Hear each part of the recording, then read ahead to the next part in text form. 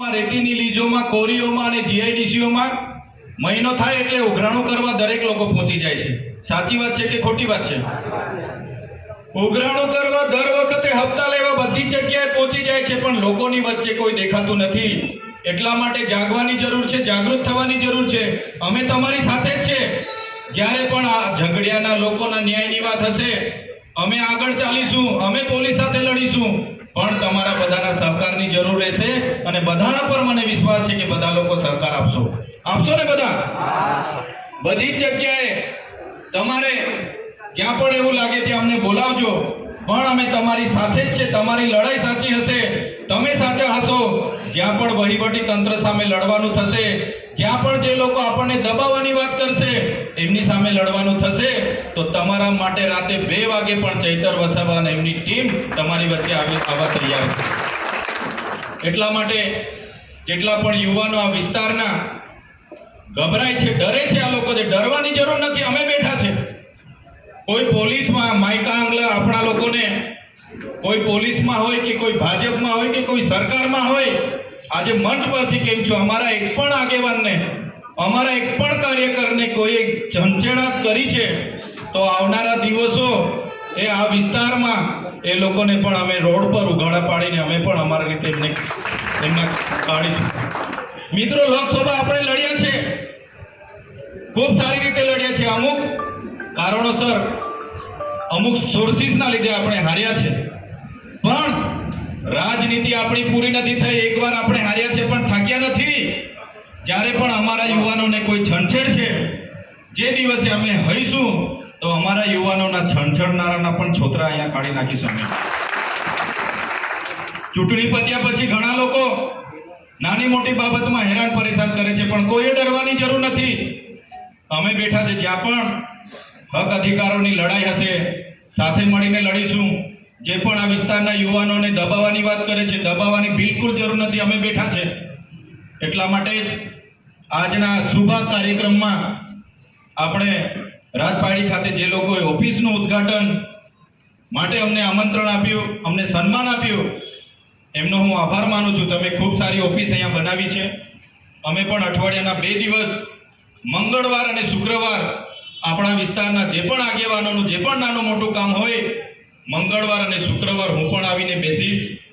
આવનારા દિવસોમાં ચૂંટણી લડીએ કે નહીં લડીએ, પણ આજના આ કાર્યક્રમમાંથી તમને હું કહેવા માંગુ છું, આવનાર દિવસોમાં તમારામાંથી ઘણા સરપંચ બનાવીશું, તમારામાંથી ઘણાને તાલુકા જિલ્લા સદસ્ય બનાવીશું, તમારામાંથી જ એક ધારાસભ્ય પણ આવનાર દિવસોમાં આપણે બનાવીને લઈશું. બસ તમારે તૈયાર થઈ જવાનું છે. ક્યાં સુધી બેઠીશું આપણે? આઝાદીના આટલા વર્ષો સુધી વેઠતા આવ્યા છે, હજુ પણ આપણા અધિકારો નથી મળતા. એટલા માટે હવે તમારે બધાએ જાગવાનું છે. અમે તમારી સાથે જ છે. આવનાર દિવસોમાં વિસ્તારના જે કંઈ પણ પ્રજાના પ્રશ્નો હશે એમને વાચા આપવાનું કામ આપણે કરવાનું છે. આજે પણ આટલા ખરાબ રસ્તે અમે નેત્રંગથી રાજપાડી આવ્યા, મને લાગે છે કદાચ 25-30 કિલોમીટરનો રસ્તો હશે, કલાકથી પણ વધારે સમય જતો રહ્યો છે.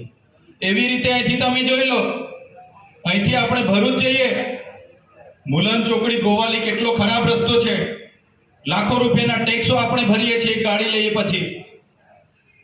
ટેક્સ આ લોકો બ્રિટન દેશની જેમ આપણા પર ટેક્સ ઉઘરાવે છે અને સુવિધાઓ પેલા સોમાલિયાની જેમ આપણને આપે, એટલે આપણે હવે ચલાવવાનું નથી.